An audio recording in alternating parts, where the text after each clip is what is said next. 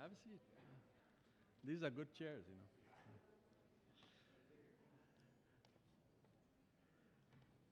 Welcome, everyone, and good morning. We are very pleased that all of you could join us this morning for this very important event at the University of Michigan-Flint, as well as bringing together people from the community for a very important conversation. Just to set the stage here, in February of last year, University of Michigan President Mark Schlichtel announced the formation of a commission on carbon neutrality. This commission is working with community and regional partners and is charged with developing recommendations for how University of Michigan can reduce its carbon emissions to levels that are environmentally sustainable. In this presidential election year, you have heard and you will continue to hear the importance of this topic, and I would say beyond the election year as well. This truly is something that the world is facing, the humanity is facing, and we all have a role. We all have a role. It is hoped that this commission will not only put forth recommendations to achieve carbon neutrality for U of M, it will also develop scalable and transferable strategies that can be used by other institutions as well as larger communities such as Flint and Genesee County to achieve the very same goal. And therefore, I'm very pleased to note that several people, important people from the community are here today.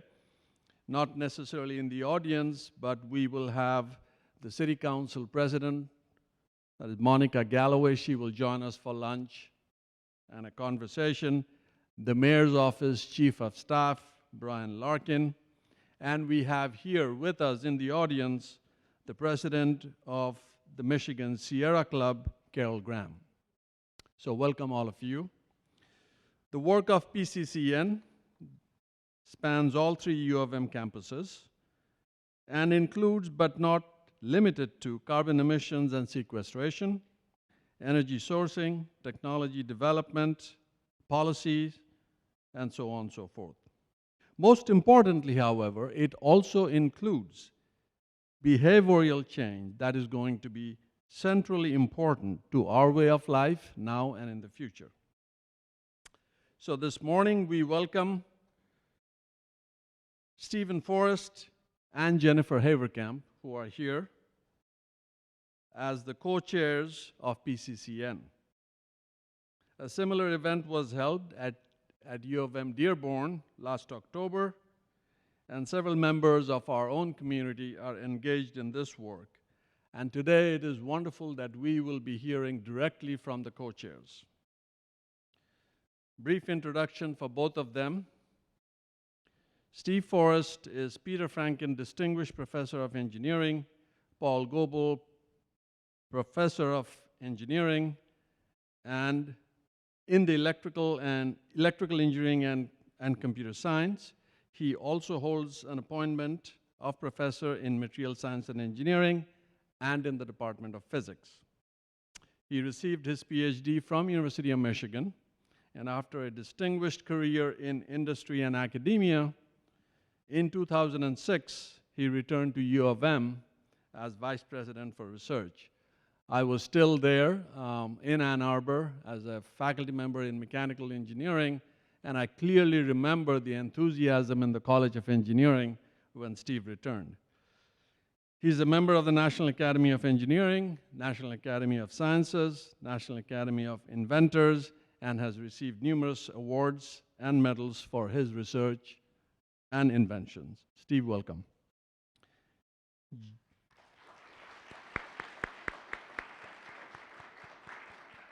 And also with us this morning is Jennifer Haverkamp, the Graham Family Director of the University of Michigan's Graham Sustainability Institute. She is a professor of practice at the Michigan Law School and the Ford School of Public Policy. Haverkamp is an internationally recognized expert on climate change, international trade, and global environmental policy and negotiations.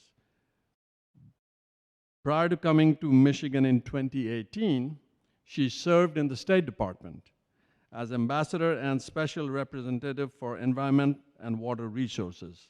She directed the Environmental Defense Fund's International Climate Change Program and also served as the Assistant U.S. Trade Rep for Environment and Natural Resources in the Executive Office of the President. So Jennifer, welcome.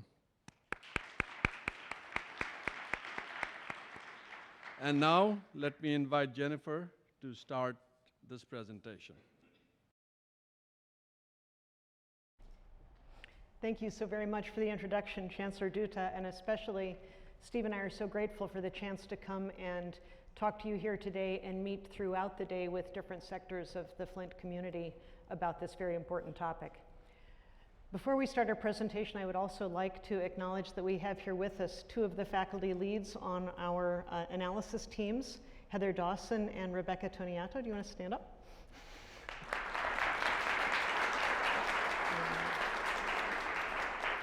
And if any of the students who work on your research team are here or any of the other teams, please also stand up. Yay. And also with us is our project manager, Lydia Whitbeck, who's right here.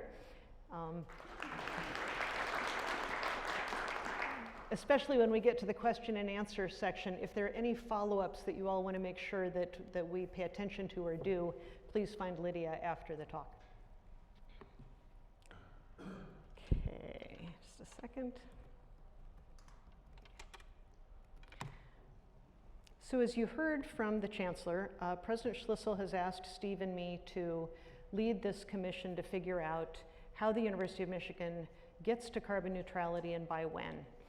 We're about 2/3 of the way through that process. Everyone is working very hard. But before we talk about what the commission does, which Steve will take the lead on, I thought it'd be worth spending just a few minutes on what is carbon neutrality and why has this issue become such a priority that it is one of the signature issues of President Schlissel's second term. First, what do we mean by carbon neutrality? It's also a way of saying having a net zero carbon footprint, and what it refers to is net zero carbon emissions, balancing the emissions of greenhouse gases against the ways that they can be absorbed, sequestered, or stored. So it's not simply zero emissions, it's not simply 100% renewable energy, but it's both. It's the emitting and the taking away from the atmosphere. Some of the ways that you achieve carbon neutrality, you have greenhouse gases, carbon dioxide, which everybody's heard of, but also other coolants like refrigerants, HFCs. Methane is an incredibly potent greenhouse gas. Another way to reduce emissions, frankly, is energy efficiency. That's where we should all start, frankly, is reducing our use of energy as much as possible. Then I talked about ways to absorb emissions. Emission sinks include land use, reforestation, for instance. The oceans absorb a lot of carbon dioxide. Then the third is actually technical ways of removing carbon. And this is getting more and more attention, more research, but this is things like actually capturing the carbon dioxide and storing it underground or converting it into stable products. We have researchers at the University of Michigan figuring out how to take that out of the atmosphere and turn it into cement, for instance, to hold the carbon. So why are we talking carbon neutrality? I think the Chancellor already addressed this. The globe is close to a crisis point. The overwhelming scientific consensus is that the planet is indeed warming. Humans are the major cause. Scientists have been way ahead of politicians, but governments have also recognized that for some time, starting with the UN Climate Agreement in 1992. Let me see where I can click this. Okay. The first UN Climate Agreement was signed back in 1992. Global consensus under the George H.W. Bush administration. They agreed to avoid dangerous anthropogenic climate change, which means human-caused climate change. And then in 2015, the Paris Climate Agreement was signed. You've heard of that. That was a commitment by the countries of the world to limit warming to 2 degrees centigrade above pre-industrial levels, with an aspiration to try to limit it to 1.5 degrees. This was at the insistence of small island states, because even anything above 1.5 degrees and probably sea level rise is such that those countries go underwater. That's, I think, the definition of an existential threat. The Paris Agreement, every nation joined that except 2. One was Nicaragua, who thought the Paris Agreement wasn't strong enough. One was Syria, who was in the middle of a civil war and had other things on their mind.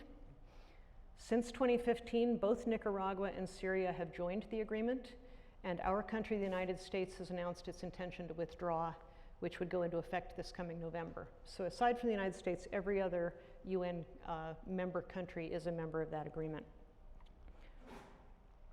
So the recognition under the Paris Agreement was that emissions had to peak by around 2030 and drop to net zero by the second half of the century.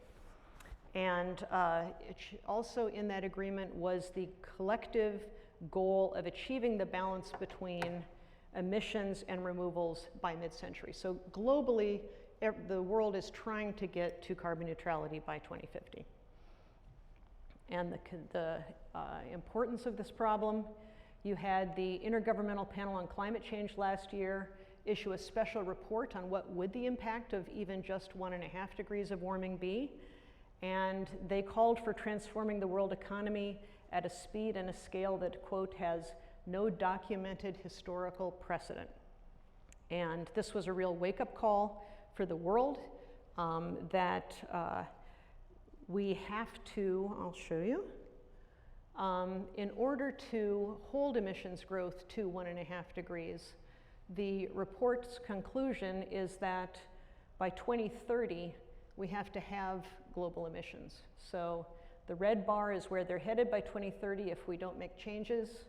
The low blue purple bar is where we need to get by 2030 in order to get to net zero by mid-century.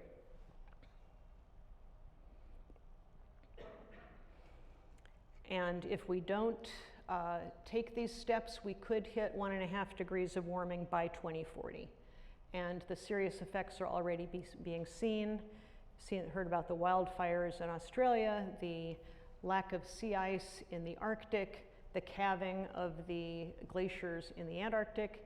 You have fish populations moving far north. The lobsters in New England may end up just being in the Maritimes in northern Canada. A lot of impacts that even we're seeing spring coming early in our own backyards.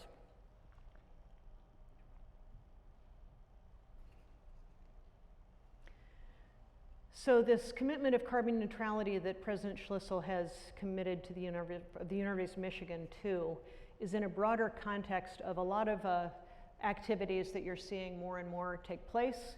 This is just a notional list of some of the countries, more than 20 cities, over 100 companies that have committed to becoming carbon neutral. California is aiming by 2045. Costa Rica is leading the list by 2021. They have a lot of renewable energy. You have Detroit with the 2050 commitment. BP just last week, 2 weeks ago, announced that they were aiming to go carbon neutral by 2050. Ohio State has a 2050 goal. There are a lot of universities trying to do this as well. About probably 7 institutions have reached carbon neutrality. They're almost all small liberal arts colleges in the Northeast. All of them have used offsets in order to reach that goal. That's something that we'll get to a little bit later. And then there's something called the University Climate Change Coalition, which is North American major research universities, US, Canada, and Mexico, that have come together to work to achieve their climate goals. We joined UC3 last year. Here's a list of the universities that are party to that agreement. So the other thing to mention before we turn to our current goals and what the Carbon Neutrality Commission is doing is to note that the University of Michigan's Ann Arbor campus is already operating under a greenhouse gas reduction target that was set back in 2011. And that goal was to reduce the emissions by 25% from 2006 levels by 2025. And with 2 major actions that were recommended, we are on target to meet that goal ahead of time. One of those is that the Ann Arbor campus entered into a large power purchase agreement with DTE, our power supplier in Ann Arbor, to buy a lot of wind power. And so DTE is building a big wind farm to supply the campus. The second was the central power plant. There's an expansion of that plant to a new super efficient boiler, which was a way to replace some of the electricity that DTE was selling the university, which has a very large component of coal in its current mix. And so those were the 2 steps that we undertook to work toward that target. With this, I'm going to turn it over to Steve to tell you more about our Carbon Neutrality Commission.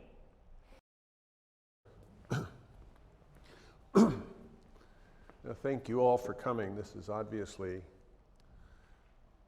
the problem of our age, and we have to grapple with it. And the question that I suppose when you hear Jennifer, maybe you feel that life is hopeless, but it is far from that. It is just another challenge, a big one. Okay, sorry about that. Hi is only so long. Maybe I'll just talk louder. That'll do it. Okay. So I think one of the questions that one should ask is, okay, this is a global problem. What can the University of Michigan do? It's a drop in the ocean. Well, it takes a lot of drops to make the ocean. That's number one. Of course, that might sound a little bit of a gargantuan task. On the other hand, having taught at 3 universities and having visited many over the course of my career, the University of Michigan has a very special place in the pantheon of all universities. When we do something, people pay a lot of attention to it because we do things seriously. We don't get way out ahead of ourselves and make promises. Sometimes the conservatism will drive people nuts, but besides that, it does give us a great deal of influence. So if we do something, it is really recognized and important. And I can tell you, since the commission began, both Jennifer and I have been getting calls from other universities asking how we're doing it here. So I think that really brings us to the mission. And it was a mission that was envisioned by President Schlissel and is certainly endorsed by us. And it's to contribute to a more sustainable and just world. And it's very important to keep our mind on just. Every thing that we're doing has to work for everybody, not just for the privileged few. And there's a lot of social justice aspects to carbon neutrality. And that the solutions that we come up with have obviously got to be environmentally sustainable, but really they have to be scalable and transferable. If we just do it for the University of Michigan, we are truly just a drop in the ocean. But if we can come up with schemes that other communities, mid-sized cities, even large cities can use, then we will have a very scalable impact. And that is one of the things that we're looking at. We're actually rather blessed by having 3 extremely different campuses. So Ann Arbor is really dominated by the University of Michigan. It fills the city and has a huge number of employees, a lot of commuters. They're all mostly, not all of them, but a large fraction of the city is dominated by the University of Michigan. Dearborn is a suburban campus. So as it looks for solutions, it can actually scale those into, well, suburbia, you know, a large community which is on the outskirts of Detroit. And here in Flint, we're looking at a city that has a long legacy of manufacturing and has its own sort of domain and world, which can be representative of many size cities in the Midwest particularly, but in the heartland of the country. So this helps us in understanding the scalability issue. And I should say that in all of our work, which is sort of broken down here, and I won't go through the whole thing, but I'll give you some high-level messages. In all of our work, we are taking it very seriously that it's all three campuses that are part of the solution here. We're not just focusing on, let's say, Ann Arbor because it's the largest, but we're focusing on all three. And it is part of all of our teams. So this is the basic construct of the effort. Just to give you an idea, you have seen some of the people from one of our IATs, it's Biosequestration, which is located here in Flint. But totally, we have probably on the order of 100 people working on this project with us. So it's a very large scale, very high investment effort by the university. So it is extremely serious. In our internal analysis teams, which are really sort of the core of the work, there's about 70 people involved. I would guess around 3/4 of them are students in round numbers. So at the center of this is the commission. Of course, we have to prepare a report for the president and the administration and the regents by, well, about this time next year. It's actually, we've got less than a year to go. We have some advisory panels.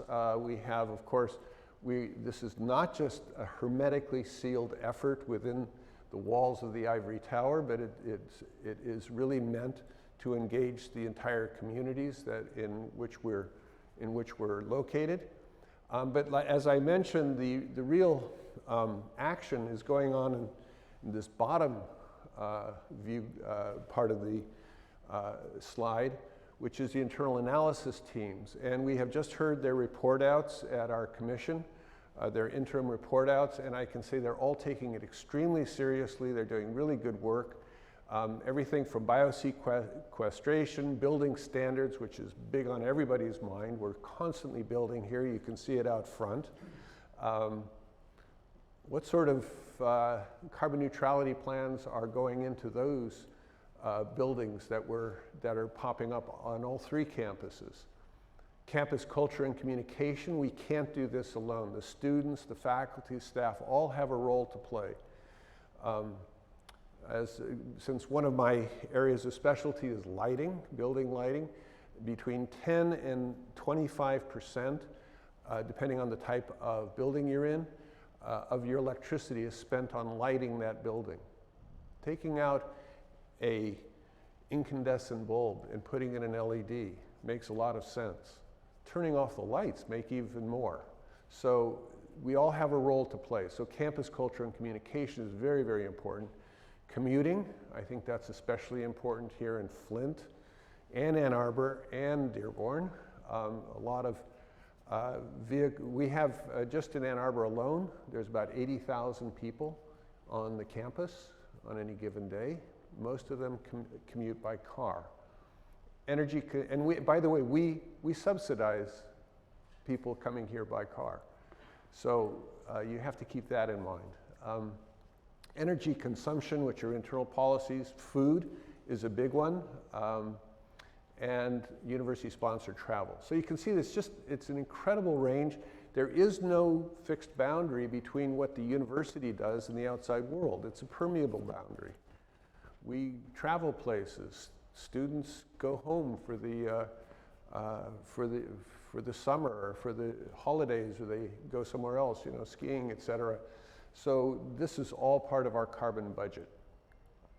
And we are considering the issue of offsets, which is big on everybody's mind, but you have to be careful. There are high quality and low quality offsets. And as President Schlissel has said, we're not going to buy our way out of this problem. If we can't figure out how to solve it here, there's some things we can't. I mean, let's face it, if we're going to fly from A to B, there is no way we're going to have an electric plane. Okay, so we have to, in some cases, purchase offsets, but by and large, we don't have to. And we want to solve the problem here on campus. So just to level set us a bit, there are, and what the timeline is, we need to define what are the edges of the box. I've already said that the box is quite permeable. Well, there's 3 scopes of emission. Scope 1 is the types of emissions that we produce ourselves. So for example, the central power plant that Jennifer has already talked about, transportation and maintenance equipment, et cetera. So that's our own carbon emission budget. And then scope 2 is purchased electricity. So Flint gets their electricity from consumers. I'll show you what's happening with them in a minute.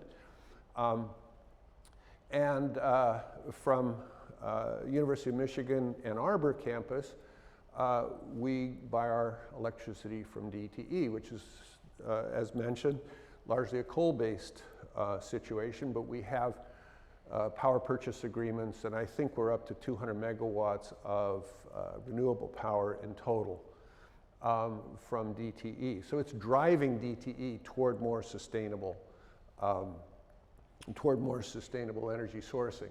Then scope 3 is where everything gets very fuzzy. And that's because it's everything else. Food purchasing, waste disposal, commuting, you name it. How do we get our hands on that? How do we know, the old saying of, I don't know if it's an old saying, but it's an old saying for me, which is, what gets measured gets done. If we can't measure the carbon dioxide emissions of some source, we have no way of knowing, A, if it's big enough to worry about, and B, if we can even control it, because it might be in somebody else's control. So that's what falls into scope 3. We have decided to take on everything in our commission.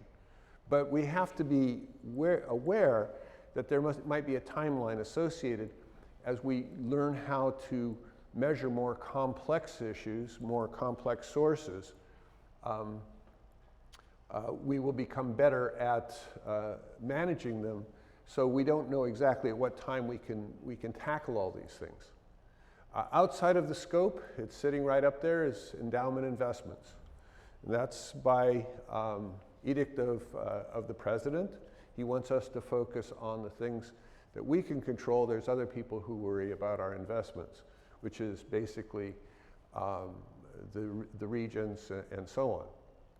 And beyond footprint, off-campus housing, of which in Ann Arbor we have a great deal of, but we don't have a great deal of control over it.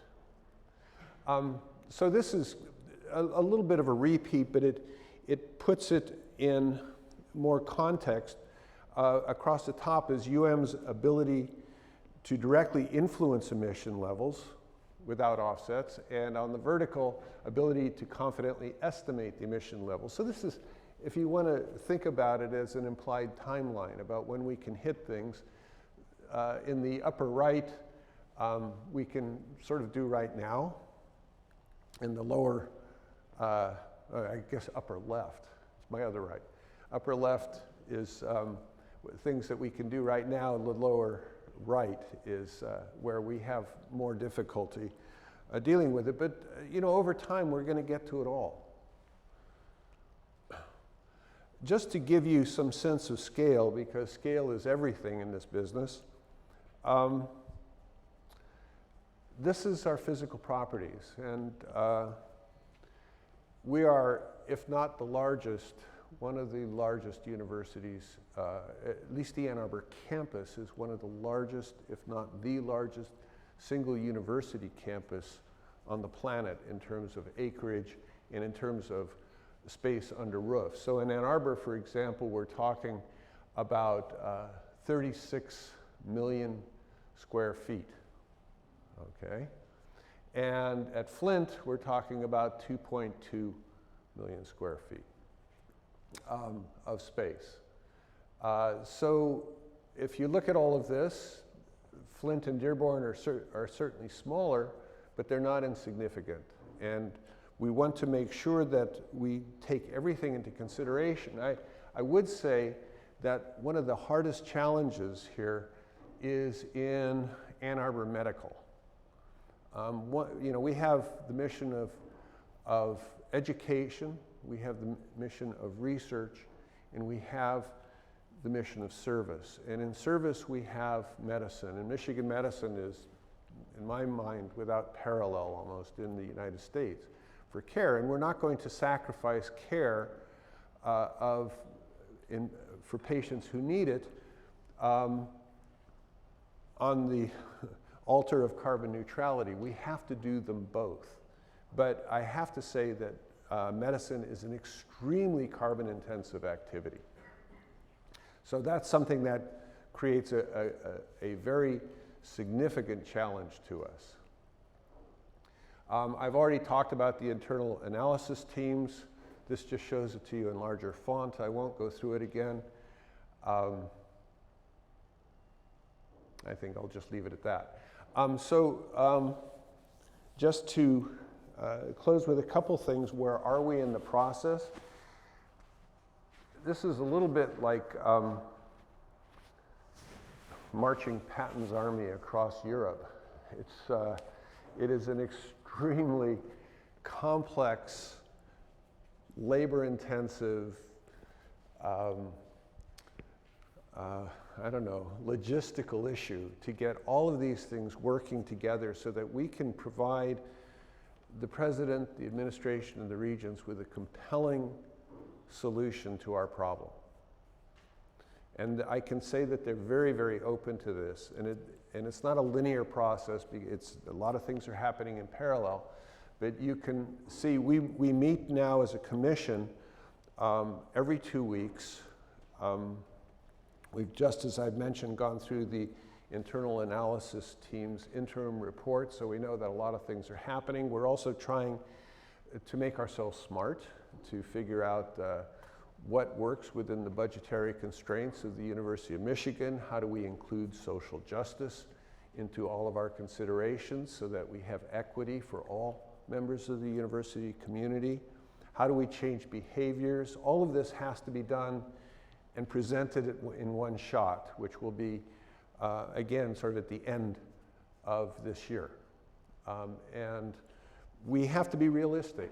We cannot give the President something that the community cannot afford. So that's kind of the nut that needs to be cracked. We still want to maintain the highest level of education, research, and service, because that's who we are, and we can't compromise our mission. So we're in phase 2. We started out with phase 1, which was, I would call, the noisy phase. What we were trying to do was trying to organize all of this and get all these teams moving. It was noisy because there was a lot of impatience in the community, and that's understandable. We're all impatient. I'm very impatient. It's something I've actually been working on since the 80s in one form or another, and I'm getting more impatient the older I get. But we had to get ourselves organized. We had to learn the basic aspects of how the university functions. We're now in phase 2. Now we are starting to gather data and also trying to continue to educate ourselves on how this big machine called the University of Michigan functions in 3 different, very, very diverse locales. And in phase 3, we have to kind of bury ourselves, disappear from the real world, and come up with a series of recommendations that all in the commission, and the commission itself is has an extremely heterogeneous membership from people from the community, as well as from the university, and from the political spectrum as well, and from consumers and DTE. So everybody has a vastly different point of view. I was, as mentioned, I was Vice President for Research for this university for 8 years, and I convened all kinds of committees. Never have I been on something like this, where everybody is just really has different perspectives, which is refreshing, but also is a challenge. So in phase 3, we'll put it all together. This is the last one I'll show, and I'll turn it back to Jennifer. This is your power source, which is consumers' energy, and this is their plan to get to 90% carbon reduction by 2040. So this is good news, obviously, because as our supply, scope 2, becomes more carbon neutral, it allows us to start shifting systems and becoming more carbon neutral ourselves. You know, having an electric vehicle is great today, even if it's powered by coal, which is pretty much what's happening. It's still better than having a fossil fuel car, but when it gets to a renewable energy source, you are now, at least with your automobile, you have a zero emission vehicle to carry to commuting. And these issues of commuting that one of our internal analysis teams is working on, their job becomes very easy, as our the chair of that says this will put them out of business, which he's very happy to be put out of business on. So, so we need to encourage and continue to be a forcing function on our suppliers. And we can do that by the power of the wallet, by insisting that we pay or that we have renewable energy sources coming. So this is what you're seeing from the power companies. There's a similar, though not identical, plan from DTE. So with that, I think I will turn it back to Jennifer. Great. Thank you. Just one last point on that last slide with consumers. One reason we showed that is looking at the energy uses for the Flint campus. Our understanding is that purchased electricity is about 3/4 of your energy demand, and natural gas for like your boiler and others is the other quarter. And so seeing that consumers is getting to 90% renewable by whatever that date was, 2040? By 2040 will help very much with Flint's footprint. So what comes next? This is, we'd like to talk with all of you and the rest of the Flint community about ways to get involved and ways that you're already involved. As we mentioned at the beginning, we have Flint students right here in the room serving on some of the internal analysis teams, and our 2 faculty here lead the biosequestration team. One of the other analyses that we are doing, we've hired out to a group called the Integral Group, and they are studying our whole heat and power infrastructure at all 3 campuses. And they visited the Flint campus on the 23rd of January and are including Flint and Dearborn and Ann Arbor in their report, which includes things like how soon and to what could we convert our boilers, which are, you know, big part of our carbon footprints. Ways going forward. We have other public engagement events that are focused on Flint aside from our visit here today. We've talked a lot about these various analysis teams.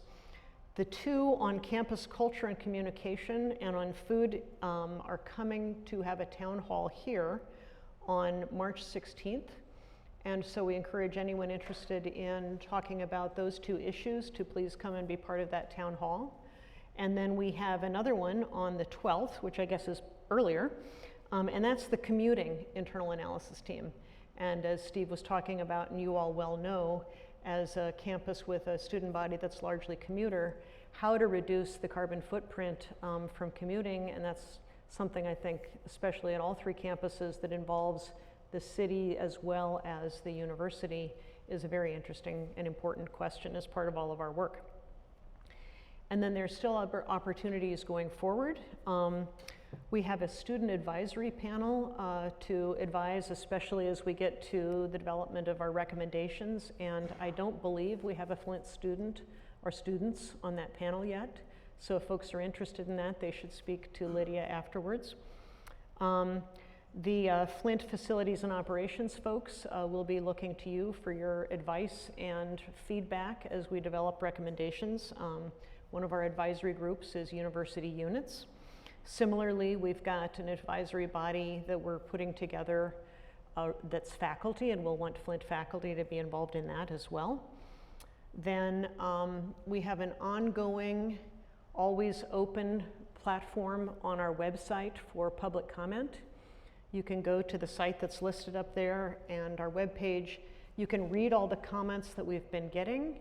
They're also summarized by subject area, and we have a place for people to submit additional comments. So any thoughts you have after today, please go and do that. And then especially significant is we are committed by our mandate to, when we have our recommendations, when we produce our report at the end of the summer, early fall, we will put that out for public comment.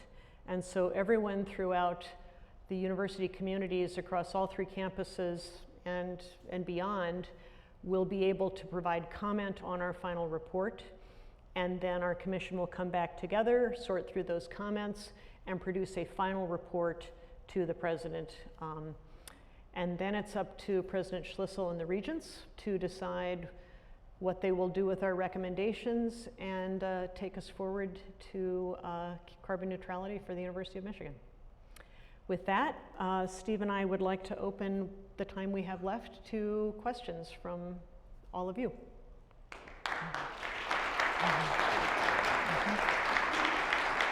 Good, good. And just raise your hand and we'll call on you. Yes? Could you also speak really loudly? Hi. When you said you were relying in part on the consumers moving to carbon neutrality by 2040, isn't that 10 years too late? Because 2030 was the big goal. 2030 is by when the world has to have our emissions in half.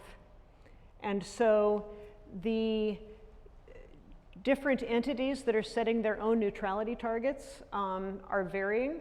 I would say that those of us in the developed world with more capacity to reduce our emissions should go with faster than 2050 if we can. And hopefully entities like consumers will figure out ways to bring their targets forward as well. But on all 3 campuses where we are significantly reliant on the public utilities for our purchased electricity, there's only so much leverage we have over them for how fast they reduce their footprint. But it's not zero, as we have seen with DTE. So we are accelerating, I believe, us and several large companies in the state, we all know who they are insisting and purchasing renewable sources of energy, just like our power purchase agreement for 75 megawatts of wind power. And this is accelerating their work. The other part of this is that the utilities have to go before the Public Utilities Commission to get their plans approved. And as it turns out, Michigan is getting a little bit more aggressive about those plans and also forcing this function. So this is the current plan. My suspicion is that we have some buying leverage, and we will continue to use that to drive this faster. As consumers, you can urge them to go faster. And in fact, just last Thursday, the state's utility commission told DTE that their plan was not ambitious enough, and they had to go back to the drawing board and come back with something more ambitious. Sir, up in the corner. Yes, I've read a lot about the artificial carbon sequestering, and there's always some dangers in that. I mean, we're messing with nature on a massive level. We've already done that. That's what's got us into trouble at this point. Is the university looking at some more natural ways of carbon sequestering, rewilding, that sort of thing? Well, maybe we should have our biodiversity Biosequestration team make some comments. But yes, of course. There are many different forms of sequestration. One is vegetative, I think is the way to say it. But really the answer in the end is not to produce so much. And then we get there faster. I understand the natural risk of going too far with those types of processes. I mean, geoengineering is not a good word to use these days, but we're going to probably have to do a very broad mix of solutions. I think my mother had the best advice for me ever. Anything in excess is not good. So I think it's a balance. But it is also the case that any of the models trying to see how the world gets to where we have to get are increasingly reliant on finding ways to remove carbon from the atmosphere that's already there. And so the work of our biosequestration team on how to absorb more through natural means is really important. But it's also probably going to be the case that finding ways to actively remove carbon dioxide from the atmosphere has to be part of the solution. One of the nice things about the University of Michigan is we have property in a lot of places, as far as California and Montana, and all over Michigan, of course. And so we have some real opportunities with biosequestration. Sir. Environmental problems have engineering solutions. We agree on that? Some of them. Some of them too, okay. I'm listening to you, but our real problem is how do we make the big house carbon neutral? Meaning all the people who come to the big house in the fall to see a football game. And to do that, how do we handle the climate deniers? I will leave that. So I think the first part of your question is one that we're grappling with as a commission, and Steve talked about this a little bit in terms of the Scope 3 emissions, which is how much influence can we have over the emissions of those who are affiliated with the university or coming to events at the university. As some people say, all of University of Michigan's Scope 3 emissions are somebody else's Scope 1 emissions. In other words, all the people who come to the football games, they are the ones who have the most direct control over whether they come or not, whether they take a train, whether they fly, whether they ride their bicycles. There are, university athletics are very much part of our mandate, and so looking for ways to reduce the greenhouse gas impacts of our athletics, but I would say a lot of the footprint that we're responsible for is going to be the travel of University of Michigan employees and students that we are causing. But it's a great question. I mean, it's kind of a symptomatic of the whole problem. How much can we reduce emissions without some fairly significant changes in behavior? And on the issue of climate deniers, I don't really believe there are very many people who have the head on their shoulders and look around will deny that there is climate change and that it's anthropogenic in large part, in large measure. I think there are not so much climate deniers as vested interest. So our job is not to try to convince people of the obvious, but rather to show opportunity in going in a different direction. And there's tremendous economic opportunity, there's tremendous technological and social opportunity in moving in the direction of climate change. So I don't think we have to work to prove people that the world is round. We have to work to show people that a round world is a place where you can make money. I like it. Yes, up there. I wonder what considerations you have embedding these into the curriculum, and if you haven't yet, what recommendations you have, or what are you thinking about?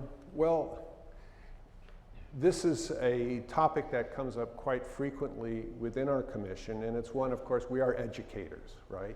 So we have to balance two things. First of all, I think organically it's happening because so many of the deans and administrators and so on understand that this is part of a modern education.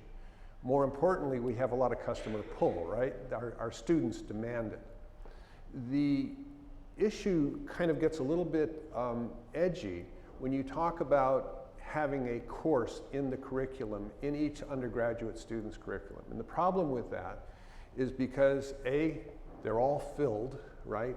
units are units, and they're pretty much wall-to-wall coverage. And the way we are organized at the university, it's both our biggest advantage and sometimes our biggest flaw, is we're very decentralized. So each school makes up its own decisions about curriculum. And I think that's the way it actually should be, because professors have to do that. But I think it is, and we will be encouraging, I am certain, that this become part of the introduction of students to the university when they are first oriented, that it become part of as many courses as possible. I teach electrical engineering. I'm right now teaching a class of 80 in introductory electronic devices. You'd think, where is climate change in that? Everywhere, right? And I talk about it. So I think this is happening, but we need to encourage as a university principle, as a value, that this is who we are, and that will get into classes, I can assure you. And that's one of the things we're working on.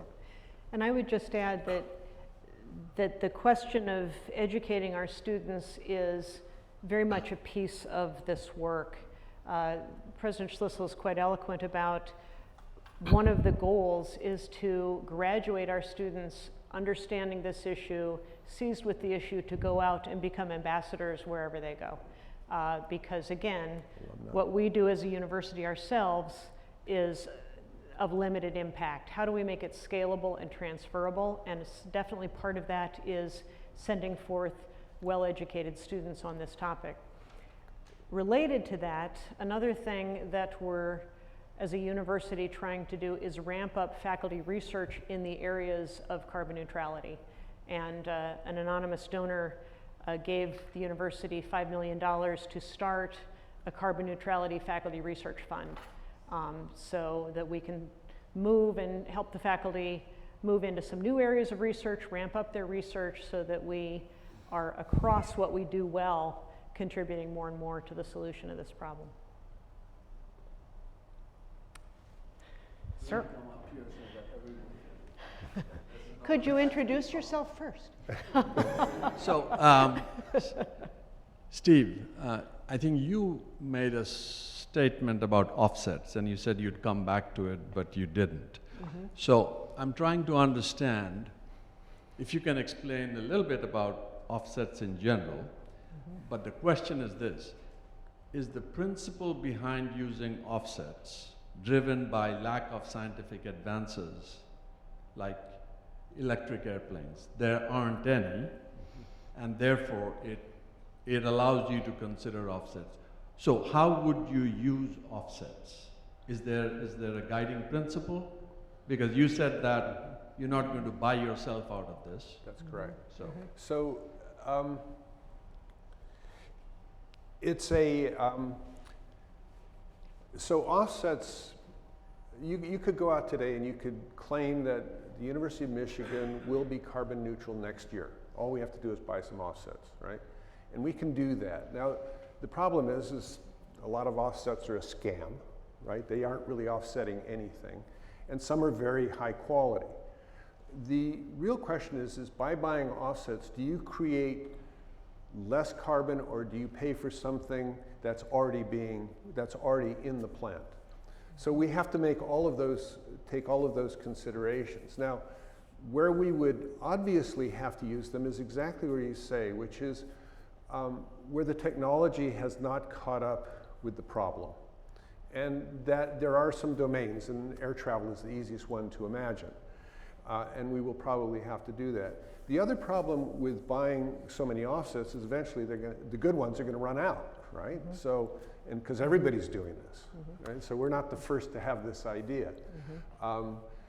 So we have to take that into consideration. So it's a very complex problem. I think our job is to use as few as possible when they're absolutely necessary. There's also a cost associated. Of course, where does that cost go? It basically ends up in the pockets of our students, right? Or it comes out of the pockets of our students. And then you have the social justice issue. So we're looking at this, but we're looking at it only where needed, that we ought to be able to figure out how to do this on our own here in Michigan to the best of our possible ability, be innovative, be forward-thinking, et cetera. That's a tough plate to fill, but we're going to try. I can add a little bit to that. For those who aren't familiar with the concept of offsets, it's the idea that instead of reducing your own emissions, you're paying for some other activity that isn't regulated to reduce its emissions.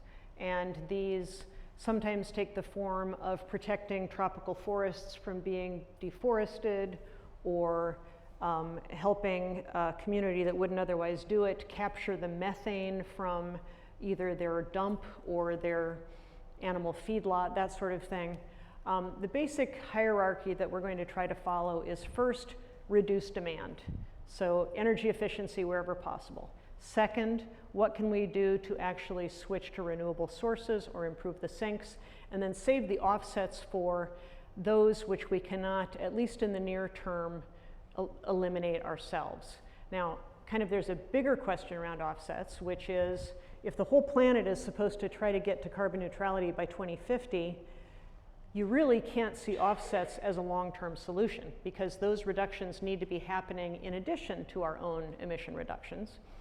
And then what complicates the issue further is, at the international level, two things. One is there's actually a global agreement for international aviation, international civil aviation, and starting in 2021, global airlines will gradually have to start offsetting all of their emissions growth above 2020 levels of emissions. And so that's going to increase global demand for good offsets. The second thing is, under the Paris Agreement, every country is supposed to take some sort of nationally determined contribution for its own emissions reductions. And the UN hasn't yet figured out what the rules are for counting. If University of Michigan goes to Peru and buys a lot of tropical forest offsets, then Peru can't count that toward its own national emission reduction target. And so I would say, as countries are urged to become more and more ambitious under the Paris Agreement, they're going to be less and less willing to take those relatively easy emission reductions and sell them to somebody else. So I think a longer term view of the offsets market is complicating, even though I believe that there are high quality offsets that may well be part of our solution in the near term. Now, there is one solution, which is not offsets, that has really broad agreement, except perhaps in some of the buildings down in DC, and that's a carbon tax. Because then you can, if you have to pay for the carbon you use, then that money can go toward helping others to reduce their carbon. So there are solutions that everybody understands and actually agrees to, but we do have a hard time implementing them. Other questions? Question in the corner? Sure. Most land travel involves lithium-ion batteries. 75% of the known lithium reserves are in the lithium triangle along the Andes, involving 3 countries. Historically, any extraction from minerals in that area has been hard on the indigenous population. Have you thought about that, or do you have comments on that? Because eventually we're going to have to turn to that area, because it is such a high concentration of lithium in that area. We have not, as a commission, gotten into that level of technical specificity. I do understand that battery research is critically important to climate solutions. University of Michigan has a battery lab with our Energy Institute. There's work being done on types of batteries that don't rely on lithium, but I don't know, I don't have a lot more to add at the moment, other than, I think that you're also identifying the trade-offs with all these solutions. Even the making of solar panels probably involves mining certain products in ways that you wouldn't be entirely happy knowing about how they're done. I will say, though, that lithium is one of the most earth-abundant elements on the periodic chart. So maybe we have trouble finding it in harder to find places, but as the demand goes up, I suspect there'll be plenty of lithium around. So, these things do shift. But yes, there's a certain limit to which we cannot go. in a realistic way. What we're trying to do is we're trying to solve a massive local problem. And if batteries is part of that, well, you know, I can't say it's somebody else's problem because we all share the same atmosphere and the same earth, but we can't worry about everything at all times. And that's kind of well beyond our scope. Any more questions? One more. This will be the last one. Are you sharing your research and your commission's findings with universities that don't have enough funding to have their own neutrality commission? Well, there are a couple things going on. One is, as I mentioned, we're part of the UC3 consortium. We're also part of another more informal group called the Ivy Plus Listing Post of Ivy League universities and several others, and we're all communicating, sharing with each other the kind of work we're doing.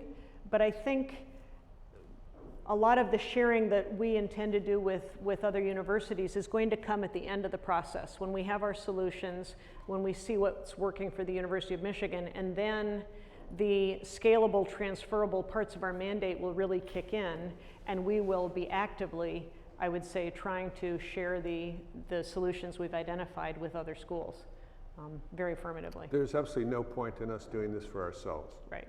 Right. Right. We're not competing.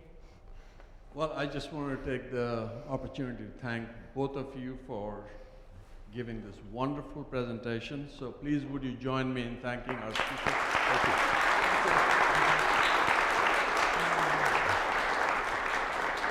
And I would also say to everyone here that there are ways by which you can engage, and Jennifer had the last slide, but we have our faculty representatives here, and also folks in building services and so forth.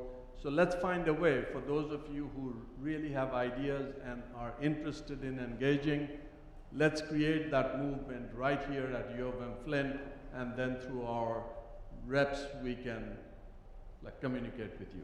So thank you everyone for attending, and look forward to seeing you in this work. Thank you.